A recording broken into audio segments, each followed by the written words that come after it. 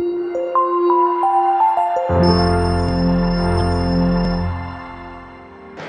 are speaking to Cal Events, and hello. So can we get an understanding of your perspective of the crypto market and the blockchain market as of now, and given the DeFi hacks happening and a lot of hackers and scammers and Ponzi schemes coming up. Yep. So can we have an understanding of how you look at it, and how do you think companies should stay away or keep themselves secured from the coming up hacks or the bad actors, as we call them? Yeah, absolutely. So, look, one of the things I've always spoken about is the fact that with every industry, with every new technology set, there will be bad actors. There's nothing we can do about that. As technology improves, so does the technology of the bad guys. Los Angeles in America, I will give you the biggest example of they spent $200 million a year on their police force, and the bad guys would spend more. They buy bulletproof vests, they buy armor-piercing bullets. It's just the way it is. But what we can do as an industry is to help keep ourselves safe by making smart choices and doing the right research. So one of the things I've been talking about today is understanding a little bit more about the team that you're working with. Are they verified? Are they credible? Do they actually do the things they claim they can do? And then as a consumer in this industry, which of course is very important for Coin Edition, you as a consumer should also do research on the companies you work with. We are not a legacy industry. We haven't been around for 30 years. So it's very easy for people to claim that they're the first, they're the original, they're the best. Plus we are decentralized. Exactly. So doing research and finding out a lot about who people are and what they do is a great way to stay safe. And it's a great way to also learn more about the industry as well. Okay, that's pretty much emphasizes what people should be aware of. Now, stepping into a little detail of it, so there are tons of NFTs coming up every day, NFT collections and tokens and stuff, which launches in a month, and within the next month they have about 80% hike, and the price just shoots up skyrocketingly and stuff. Yep. So what do you think, how as an investor I should be careful of not stepping into these things, given that there are some companies who are credible, even if they skyrocket or even if they just step in the market and it just goes up high? So how do I as an investor differentiate between the Ponzi schemes and the one that's credible? Yep. So spotting the difference between the good and the bad actually begins with you, begins with any investor. And it's understanding that the concept of what we've grown up believing as an investment has changed. So for example, if I invest in a company, I get something tangible. I get equity, I get rights, I get protections. If I invest in NFTs or crypto, they don't exist. They may do in some countries and there may be recourse, but it doesn't exist. So what we call in finance the risk-reward matrix has completely changed. Your risk is higher, but so too is your reward. And so it begins with you understanding that the risk matrix is higher and the chances of things like that happening are higher. It happens in the normal stock market, it happens in conventional commodities markets, but in crypto everything happens turbo, it happens quicker. So what you have to do is part of your portfolio, understand that risk and structure for that risk. People talk a lot about research, understand the team, understand this. I will tell you now as a lawyer, 99% of what you see from projects either isn't feasible or isn't a reality. That's the truth of it. But what is feasible and what is a reality is that 1%. And that 1%, you as an investor, doing your due diligence on, but managing your portfolio to gauge with that. And some people talk about, oh, I might invest in 10 projects and one does well. You have to work on that matrix and say, look, for every 100 projects I invest in, maybe one will make it. And as long as you appreciate that, as long as you understand that, and I'm not condoning pump and dumps, I'm not condoning risk, but no market is without risk. That's a fact. And most people want to realize their exit point as quick as they can. It's gone up in value, I want my money back. And if you appreciate that as an investor, you will do fine as long as you balance your portfolio to match that.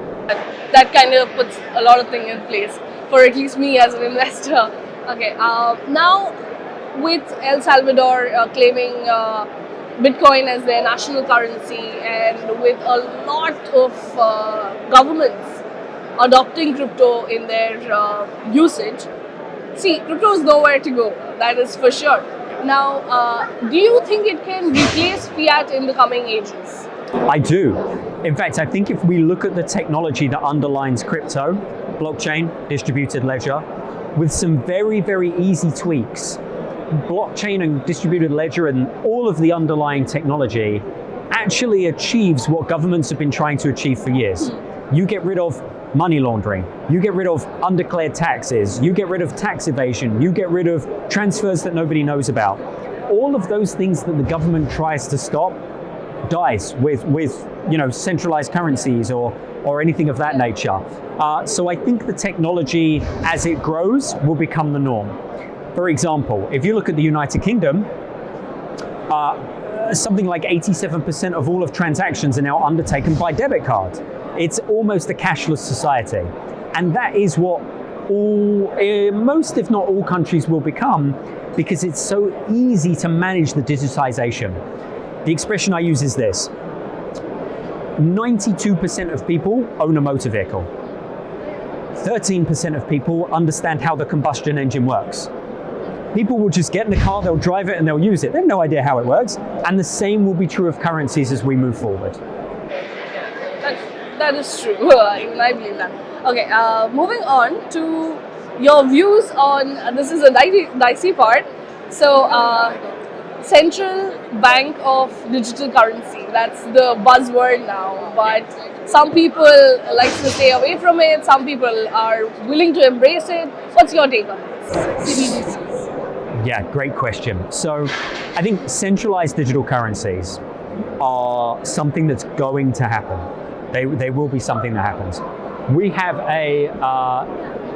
an opportunity here to really build and develop new ecosystems. Let's take, for example, the USA. They've printed more money in the last 2 years than they have done in the entirety of the existence of the dollar. And what it does is it gives us an opportunity to reset. It gives us an opportunity to start again, to begin, almost begin currencies again. So do I think centralized currencies are the future? Absolutely. I don't know that they're going to look like how we work with crypto today, how it looks, it feels. I think it needs to grow up a little bit more, but I think the fundamental is what we will end up using in the future. Okay. Now moving slightly toward the entertainment section of it. So Metaverse is largely embraced by the Gen Z, if it's safe to say. Yeah, so even Meta, Facebook, has entered into the metaverse space, but has not got as much accolade as they expected to get. Sure. So Zuckerberg kind of messed up with the Horizons world, if it's not too unethical to say. So what do you think? Will they come back with a bang, or is the metaverse space not for Meta, or what is it like? That is an awesome question. Look, as somebody who consulted on the Libra token, and as somebody who has looked at Facebook in a number of ways, I think what they have done is very ambitious, but I think it may have happened too late. Facebook was so successful, in my opinion, because it was very bullish and it was very timed right. If you look at the origin story, whether you believe it or not, and I'm sure there's some nuances to it, Mark Zuckerberg had to fight to create Facebook. And when you fight to create something, you love it and it becomes bigger and it takes off. Meta is something he hasn't created, and it's not something he's had to fight to get involved in. It's an existing company looking to get into a newer market, but they're already late, and they're not as bullish as they were with other things. And depending on who you talk to, their hunger died around the same time as Libra. It's a project that's been indefinitely shelved. If they'd have launched it, and there's an English expression, I think it's universally translated, it's better to ask for forgiveness than permission. I think if that was the approach they'd have taken, we'd be having a very different conversation. I think Meta would be the organic. But with their portfolio, Instagram, WhatsApp, Facebook, I think Meta is something that and they're going to have to strive to really get involved. When there's already so many great people here that already have amazing things. Yeah, for sure. Plus, we can see the not so experienced people coming up with better platforms than what Meta did with with a bunch of experienced, skilled people around there. Yeah. So with that topic now, how do you see Web3 space or the crypto space, blockchain space, however you want to put it? How do you see it in the upcoming years? In the sense, I'll divide my question into two halves. The first half being we have suffered a bear market for almost the entire year now. Yeah? And we are bleeding red, mostly everything is crashing down, the Terra happened and everything is just a bloodbath. Now, with 2023 around the corner, how do you see the market turning up? That is the first part of the question. The second part being, what do you think this space would look like by 2030 or say 2040? Yep. So, you're right. The market goes in peaks and troughs. It happens. What does the future of the market look like? Well, I think more confidence, more adoption. I think more people will use it. But I think there's also now a lot more diversity. And by that, I think you even discovered it as you were answering your question. When we spoke last year, or if we had spoken 4 years ago, we would have spoken about two things: blockchain and crypto. Sure. That's it. Now we talk about NFTs, security tokens, blockchain, Web3, metaverse, esports. It just keeps growing. And what we will see is as that, and because don't forget, there's also diversification in each of those. You look at crypto, you talk about different projects, different chains, different verticals. As those verticals and as those areas continue to grow, they will become stronger themselves, but their user base will become less. Yeah. Because there's only so many things you're interested in, there's only so many things you can get involved in. Yeah. And so I think the rocket days of, tokens pumping or projects booming, I think that will happen, but it will be much less and it will slow down because there's so much in the industry. So about 2023, do you see green signals coming up? Do you think the Great question. I have to be honest and say I don't. I look at the world through numbers, and as an economist, as a lawyer that struggles to read numbers, I'll be honest, numbers don't lie. Yeah, they don't. And the reality of it is, I think there's some pretty turbulent times coming, and I hope crypto helps everybody weather those turbulent times. I think that's important, but I don't think 2023 is going to be the rebound year. So when do you think is the rebound? I think if we look at, the next Bitcoin halving is kind of happening later 2023. As we push into 2024, we'll have some positivity come off that. So I think everybody should personally hunker down, get ready for a storm. We know it's coming, and get ready to start making some moves in that, late 2023, 2024 period. For sure. Okay, now because there are so many businesses around in the market who are targeting to implement blockchain in their businesses but has no idea how to do it. So what is your one advice for all the businesses or all the entrepreneurs who are trying to implement blockchain but are kind of scared of or kind of confused, let's put it that way, of which protocol to choose, which blockchain to go for, and... Got it. Treat blockchain technology like any other acquisition or growth structured plan within an organization. Blockchain isn't for everybody. That's the reality of it. And there are people in this room, there are people everywhere that will say, blockchain can solve everything. It can't. We've worked with companies that don't need blockchain, they don't need Web3, they didn't need cloud technology, they are fine as they are. However, if blockchain and if that technology set is a route that companies are looking at, Web3, blockchain, NFTs, anything, get the opinions of a group. Never take the advice of one person, no matter how much of an expert they are. I would never want just my advice to be the reason a company changes its strategy. And we're very fortunate that blockchain and crypto has a great diverse group of awesome people that will just talk to you about it because they love it.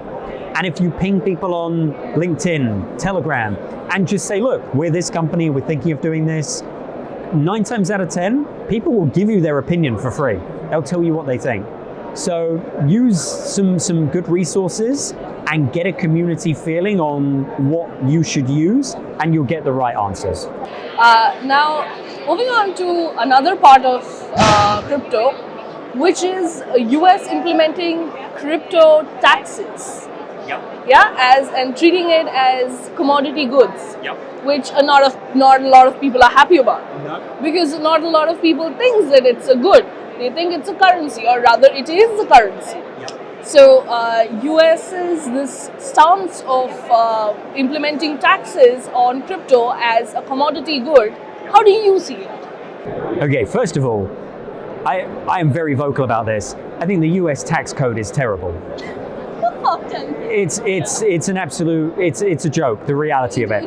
It's one of the only countries in the world that will tax its citizens when they do no business, they don't live, they don't have any presence in the United States, which is morally, ethically, and probably constitutionally pretty wrong, right? You shouldn't pay taxes to somewhere just because you have a passport. It's not a membership club. Taxes are designed to serve the infrastructure of a country. If you're not there, you shouldn't contribute to it. It's pretty much how that should work. So people can't act surprised when the US comes along and says, oh yeah, we should tax that. Because everybody knows the US is running out of money. They're printing it faster than they can spend it. Well, no, maybe they're spending it faster than they can print it. But the US tax code is phenomenal. It's one of the reasons why now we've probably, in the last 12 months, taken the most number of US citizens, helped them get second citizenship, helped them leave the United States. And there are certain exemptions like Puerto Rico or US Virgin Islands. There are things they can do, but the big hitters have moved out of the US. So what do I think of it? I think it's created a brain drain. It's made the entrepreneurial, successful people leave the United States, the same that they are leaving California, the same that they are leaving the United States, and it will continue to do so until we find a more realistic way to incentivize entrepreneurs in the crypto space to remain within the United States. Wow, Cal, you're really vocal about that law thing. Okay, let's wrap up this interview by asking you one last question, which is what are your 3 tips or 3 mantras you would give to all the investors around there? All right, so my 3 tips. The first one would be research. Learn, educate. I've been in this industry for years. I don't know it all. I go to events like this to learn things. So research. There are great free resources out there. You do not have to spend money. You don't have to join a course or do anything. If people do want to pay money, I would selfishly recommend my book, but there are also other fantastic books out there.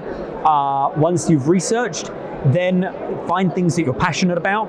Crypto is like any other market. There are people working in different phases. The energy sector, growth sectors. Find something you're passionate about. Passion and education tend to go hand in hand. And finally, enjoy it. So many people forget that people like myself and people like you guys and most people got into this industry because we believe in it, we enjoy it, and we like it. And I think, that's one of the things a lot of people forget. They take it so seriously. I'm an entrepreneur, I've created these companies, I've done this in this space, I've done this. And for a space that's so new, nobody knows really where it's going, what it's achieving, where it is. So just enjoy it. And I think that would be my 3rd and final piece of advice. For sure. But when you have a lot of money at stake, can you really enjoy it? Exactly. Well, people argue money lets you enjoy things. I always say money creates more problems than it solves. Okay. That is universal truth. Yeah. Yeah. Okay, we wrap that up here. All right. Thank you so much. Thank you so much. Great. Yeah.